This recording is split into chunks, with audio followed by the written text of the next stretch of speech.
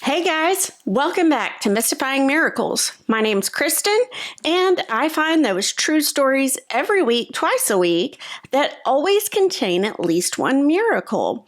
A lot of times these stories can have angels, or are they angels?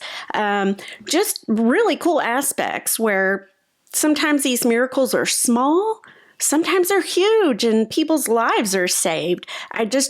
I really enjoy finding these, going over them, and if that sounds interesting, then listen along, and we are going to get started with our story for today. In April of 1974, the setting was Louisville, Kentucky. There was a family that, by the name of Coates, was their last name. The mother, her name was Lynne. The father's name was Glenn, and it was about 2 p.m. that day in 1974. It was just a beautiful spring day, really. I mean, nothing wrong, but it was spring. And with Louisville, Kentucky being in Tornado Alley, storms could brew up at, any minute, any day, right? Well, the couple had just been sitting on their porch, enjoying the day, chatting with each other. Their two oldest sons would probably be coming in pretty soon from school, and they had a youngest boy in kindergarten by the name of Colin. Now, he went to a private school, so he wouldn't be home till 5 p.m. or a little bit after on that particular day. Well, Glenn noticed some rippled clouds start to form in the sky, and he was kind of looking up at the sky and watching them as they go by and form. And he said that the last time he saw particular clouds the way they were that day was when he was 12 years old. And on that day, there happened to be a tornado. So he was kind of like, Shortly thereafter, the wind began to pick up and increase. Now, the couple, they were, again, like I said, used to this. So they got a lot of warnings and watches that came up throughout the years. That was just part of life, living where they did. And as that, wind was increasing, the clouds are also starting to just get really dark. And that's when the two oldest sons had just started walking in from school. And no sooner than they walked through that front door, the tornado sirens start to blare. So Mom, Lynne, she rounds the family up and she says, "All right, guys, we need to get to the basement now." Now, Glenn, the father, get this, he starts talking about he wants to climb a tree in the front yard, and he's running to go grab his new camera because he wants to get some good action shots. No joke, he was going to do this, and his wife Lynne was like, no, I don't think so.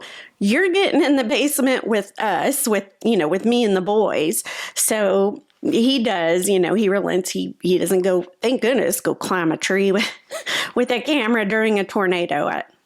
I would never personally. No thanks. So they get to the basement, they're all huddled down together, and they say that they could start to hear the roar of a train, which is a similar description I've heard many people that have experienced a tornado before, where they say it does. It sounds like a train just barreling through, and that's what they heard. And, while they're huddled down there, they're wondering, is Colin safe? Because they knew he was all at school by himself without his family. Well, after, the storm passes, it wasn't but a few more minutes, and the family, the Coates, they exit the basement and they go out to survey any damage. They're hoping everything was okay in their neighborhood.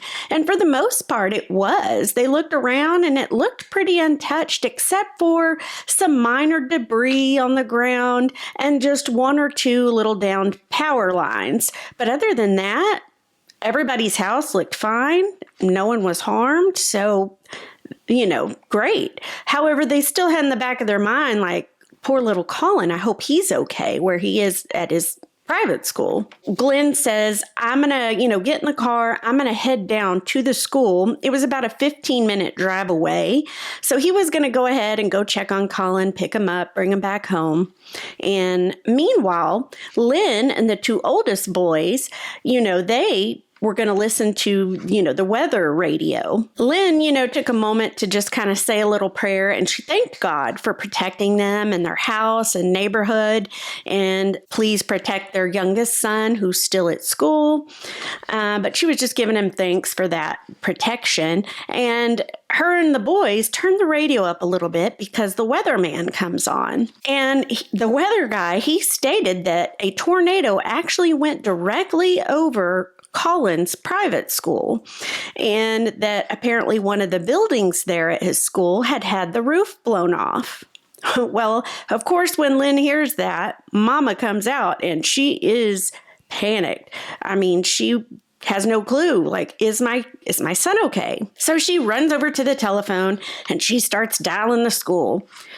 Nothing. So she does it over and over and over. Each time, all she gets is like a crackling, popping sound. It's something indicative of a line being down or out of order. So she's really just worried, but she keeps doing it nonetheless. Meanwhile, Glenn, she didn't know this because there weren't cell phones back in 1974, but Glenn was taking forever to get to Colin's school because what happened was he ended up running into a ton of debris on the way. I mean, we're talking several down power lines, big debris. He even saw people just kind of wandering out of their homes and wandering the streets, just kind of like in a daze. I guess just from the shock of what had happened. So he's trying to maneuver his vehicle, to get to his son's school. And meanwhile back home, Lynne's wondering what's taking him so long. In addition to, it said that the storm destroyed a 3,000-acre park full of trees that happened to be right next door to where Colin's private school was. And due to that, Glenn had to park several blocks away once he got near because of all that debris and that park being destroyed. So it took him a while to park far, and then he had to walk and get up to the school. Well, meanwhile, back home, Lynne sang another prayer for just another protection prayer to be with her son and Glenn, who left. And after that prayer, she decides, okay, I'm just going to call one more time. She just can't help herself. So she picks up the phone, dials Colin's school, and there's a ring. A lady with a calm and just comforting voice answered.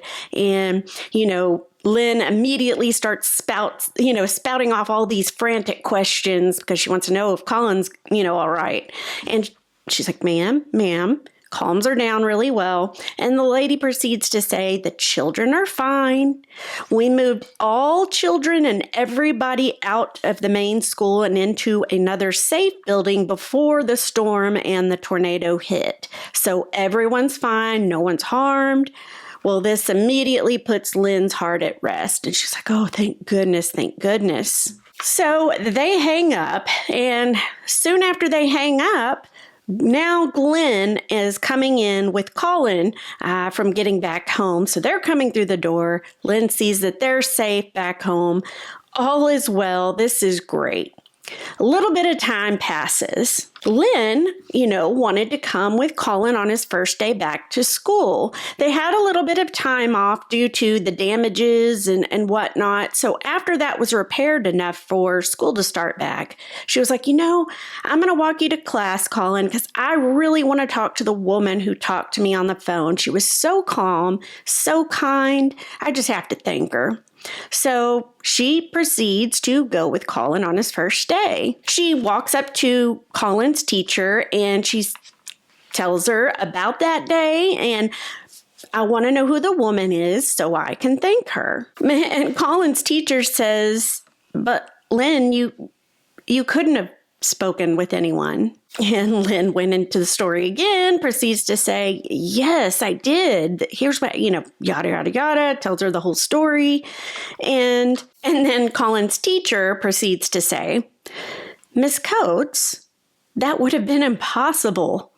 We put a sign on the door, locked the building, and moved all the children and everyone before the tornado struck. There wasn't anyone here. And then she said, plus the phone lines had been destroyed. no one could have called here and no calls could have gotten out. What happened, guys? Who did Lynne talk to? I want to know. Again, kind of like some of these other stories. Was it an angel? I mean, I guess you could argue that, no, maybe a lady was left back into the building and, it's just a normal whatever. But then you can't really say that either because the phone lines were down. They couldn't get calls out and calls couldn't come in that day at all. There is no explanation. It's very crazy. I think it was an angel. That's my opinion, though. I want to know what you guys think. But anyway, the Coates family, obviously, they never forgot that day, especially Lynne. I'm sure she wonders all the time, wow, who was it I talked to, But anyway, I thought this was a cool one. I always love the ones that involved, like, well, who did it or who was it, or in this case, who was it that talked to Lynne on the phone? Let me know what your guys' opinion is in the comments. And if you like these type of videos, these true type stories with the miracles in them, just remember to like and subscribe and share it out. Other than that, though, guys, I am going to see you for the next one. Thank you so much for watching.